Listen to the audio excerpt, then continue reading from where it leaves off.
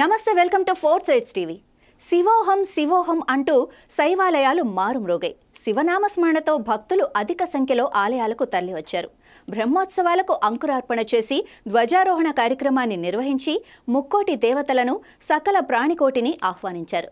గ్రామోత్సవంలో స్థానికులు ఇంటింటా నైవేద్యాలను సమర్పించి సనాతన సాంప్రదాయాన్ని చాటారు.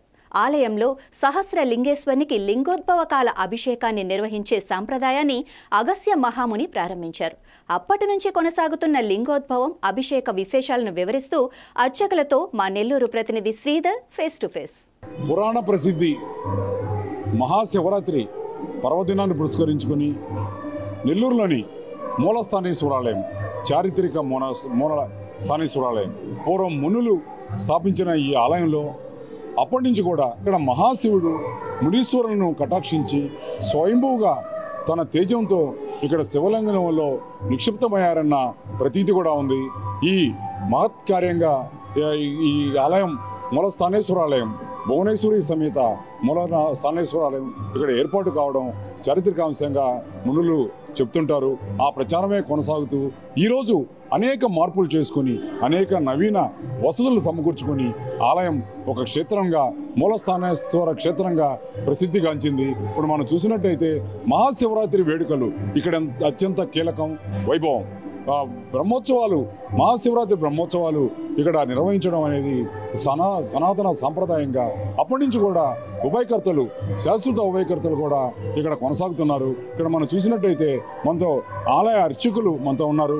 చెప్పండి, ఈరోజు ఈ ఆలయానికి ఉన్న ప్రాశస్త్యం ఏంటి, పురాణ ప్రాశస్త్యం ఏంటి, ప్రాతినిధ్యం ఏంటి, ఎలాంటి వైదిక విశేషాలు ఇక్కడ సాగుతుంటాయి? ఓం నమ శివాయ. శ్రీ భువనేశ్వరమైన మూలస్థానేశ్వర స్వామినే నమః. ఇది అత్యంత పురాతనమైన దేవాలయం. ఊరికి మూలంలో స్వామివారు స్వయంభుగా వెలిసి ఉన్నారు కాబట్టి ఇది మూలస్థానేశ్వర స్వామి దేవాలయం. దీన్నే మూలాపేట కూడా అని అంటూ ఉంటారు. ఈ దేవాలయంలో స్వామివారికి, అమ్మవారికి నిత్య అభిషేకాలు, నిత్య నైవేద్యాలన్నీ కూడా సనాతనంగా జరుగుతూ ఉన్నాయి. ఈ యొక్క దేవాలయంలో స్వామివారి యొక్క అనుగ్రహాన్ని పొందిన ఏ భక్తులైనా సరే తమ కోరికలు నెరవేర్చుకొని, మొక్కులు తీర్చుకొని ఇక్కడ నుండి శివ సాయుధ్యాన్ని పొందుతూ ఉంటారు. అత్యంత వైభవంగా స్వామివారికి ఈ మాఘమాసంలో శివరాత్రి ఉత్సవాలు నవాన్నిక దీక్షగా ఇక్కడ జరుగుతూ ఉంటాయి. ఈ శివరాత్రి ఉత్సవాలు ఎలా జరుగుతాయి అంటే, ఈ శివరాత్రి ఉత్సవాల్లో 4 ప్రధానమైన ఘట్టాలు ఉంటాయి. స్వామివారి యొక్క కొడిగట్టడం, ధ్వజస్తంభానికి కొడిగట్టి ఆ యొక్క ప్రసాదాన్ని తీసుకుంటే సంతానం కలుగుతుందని, విద్య, ఉద్యోగము, వ్యాపారము ఇవన్నీ కూడా వృద్ధి చెందుతాయని ఆ యొక్క కొడి యొక్క ప్రాశస్త్యము. అదేవిధంగా స్వామివారికి కళ్యాణోత్సవం జరుగుతుంది. దాని తర్వాత స్వామివారికి రథోత్సవం జరుగుతుంది.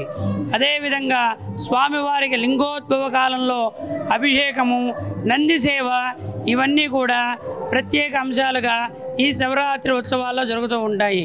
సనాతనమైన ధర్మంతో కూడుకున్న ఈ దేవాలయము అత్యంత పురాతనమైన దేవాలయము కనుక ఈ స్వామివారి యొక్క దర్శనము కానీ, అభిషేకము కానీ, అర్చన కానీ చేసుకున్న ఎడల శివ సాయుధ్యాన్ని పొంది అంతిమన మోక్షము పొందుతారని శాస్త్రంలో చెప్పబడి ఉన్నది.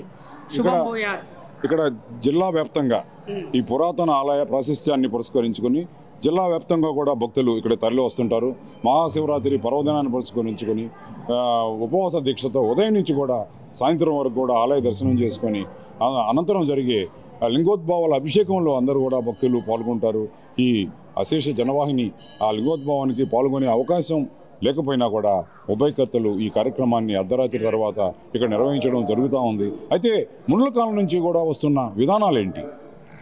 ఇది పురాతనమైన దేవాలయం కాబట్టి స్వామివారు ఇక్కడే వెలిసి ఉన్నారు. స్వామివారు ఎక్కడైతే వెలిసి ఉంటారో శివలింగాలన్నీ కూడా స్వయంభూ క్షేత్రంగా వెలువడతాయి.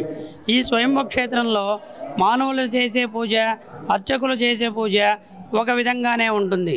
మునులు, ఋషులు, యోగులు వీళ్ళందరూ కూడా అంతర్గతంగా వచ్చి స్వామివారి యొక్క అర్చనము, అభిషేకం అన్నీ చేసుకుని వెళ్తూ ఉంటారని పురాణ యుక్తి. ఆలయంలో ప్రత్యేకించి ఏర్పాటు చేసిన సహస్రలింగేశ్వరం ప్రాధాన్యత ఏంటి?